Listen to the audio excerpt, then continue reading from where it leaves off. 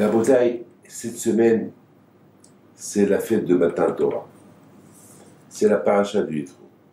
Vous avez bien remarqué que cette paracha-là, elle a été donnée uniquement au nom d'un goy, un non-juif, qui s'est converti au judaïsme, et on lui a donné cette belle paracha qui s'appelle Yitro.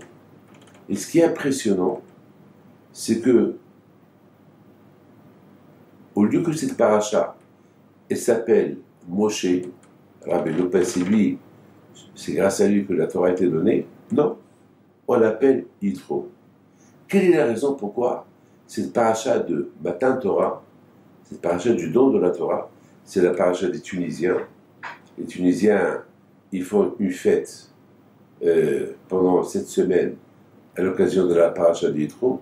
Donc, quelle est la raison pourquoi Yitro, il a eu cet honneur-là d'avoir une paracha qui porte son nom. Et aussi, on a une femme.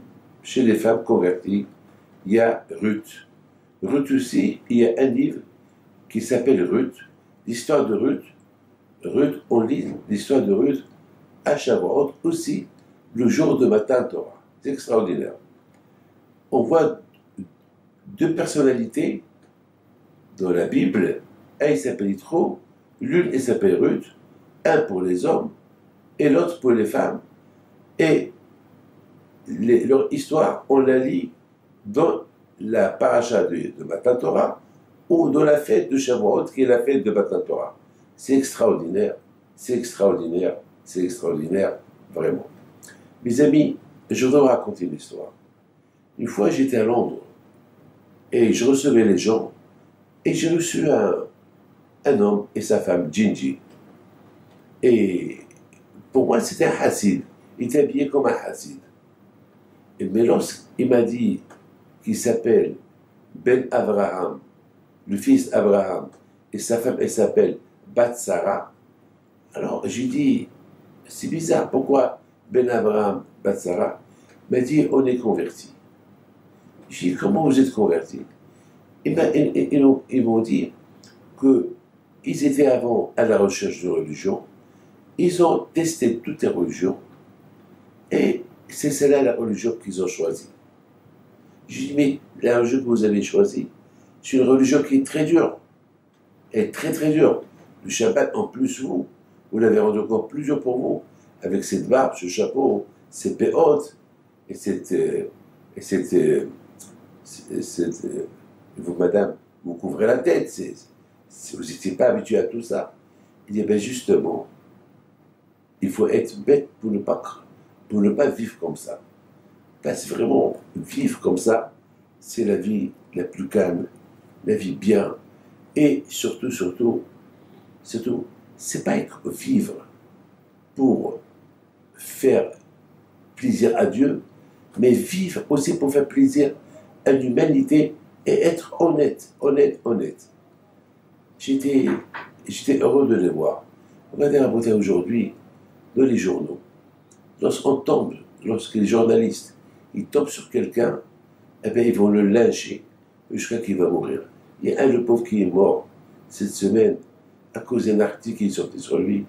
Un article qu'il faut qu'à la fin, le journaliste lui-même, il s'est excusé.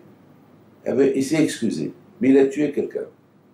Il a fait à tel point qu'on dit que les choses, chez Ben Adam le Habero, un homme, il fait du mal à son ami, Akadosh Baruch Hu ne pardonne pas. Tu fais du mal au bon Dieu, tu fais le Shabbat, ou tu manges du taref, et tu fais tes shuvah, Akadosh Baruch Hu te pardonne. Mais, si tu fais du mal à ton prochain, Akadosh Baruch Hu ne te pardonne pas. Jusqu'à ce que tu demandes du mal à ton prochain, parce que c'est Akadosh Baruch Hu te dit, moi tu m'as rien fait, c'est à lui que tu as fait. Ça veut dire, le judaïsme, il est très pointilleux sur la vie qu'on mène entre nous et le bon Dieu, la vie qu'on mène entre nous et nos amis et l'humanité, et la vie qu'on mène entre nous et notre femme.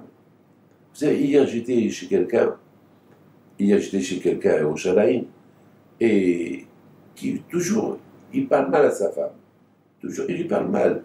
Et la pauvre, c'est une femme extraordinaire. Elle est gentille, de gentillesse, et lui profite de sa gentillesse. Il tombe sur elle tout le temps, tout le temps, tout le temps. Et alors, qu'est-ce qu'il me dit devant elle? Mais Rabbi David, mais je lui achète des cadeaux. Alors elle lui dit, garde tes cadeaux, je ne les veux pas. Sois sage avec moi, c'est tout ce que je veux. C'est tout ce que je veux. Mes amis, on va chez Yitro. Il est extraordinaire, Yitro. Au départ, il ne connaissait pas le bon Dieu. Il a découvert Hachem. Où il a découvert Hachem? En Égypte. Lorsqu'il a vu comment les Juifs, ils ont gardé leur tradition juive, même en Égypte, même pendant qu'ils souffraient. Il a dit, ce peuple-là, c'est avec ce peuple-là je vais me coller. Donc, il a commencé à faire des recherches sur le bon Dieu, et parce qu'il était idolâtre. Il a vu, finalement, lorsqu'on fait des recherches, on découvre la vérité. Il a découvert que l'idolâtrie, c'est du nul. L'argent, c'est du nul. Tout, tu le laisses là. Tu prends rien du tout avec toi. Donc, finalement, il a commencé à faire des recherches un peu plus profondes. Il a vu à Israël, le peuple juif, tant qu'ils n'étaient pas unis, ils souffraient. Lorsqu'ils sont devenus unis entre eux, Hachem leur a envoyé le libérateur, Moshe Rabbeinu. Donc il a compris que c'est les deux cas à suivre. Et étant donné que c'était lui le premier, un goy, ça veut dire un non-juif, on ne parle pas d'un juif qui a découvert Dieu, on parle d'un non-juif qui a découvert Dieu. Lorsqu'il a lu ça, lui et Ruth, ils se sont convertis. Donc la Torah les a mis dans la scène, à Shavuot, on parle de Ruth, et à le parasha de Yitro, on parle de Yitro, pour nous apprendre que le but du judaïsme, c'est pas seulement découvrir Dieu, mais il faut découvrir aussi ton prochain, celui avec qui tu vis, ta femme avec qui tu vis, tes enfants avec qui tu vis, tes amis avec qui tu vis, avec eux qu'il faut vivre. Que le bon Dieu vous protège, une bonne fête d'Yitro, que le bon Dieu vous donne la santé. Amen.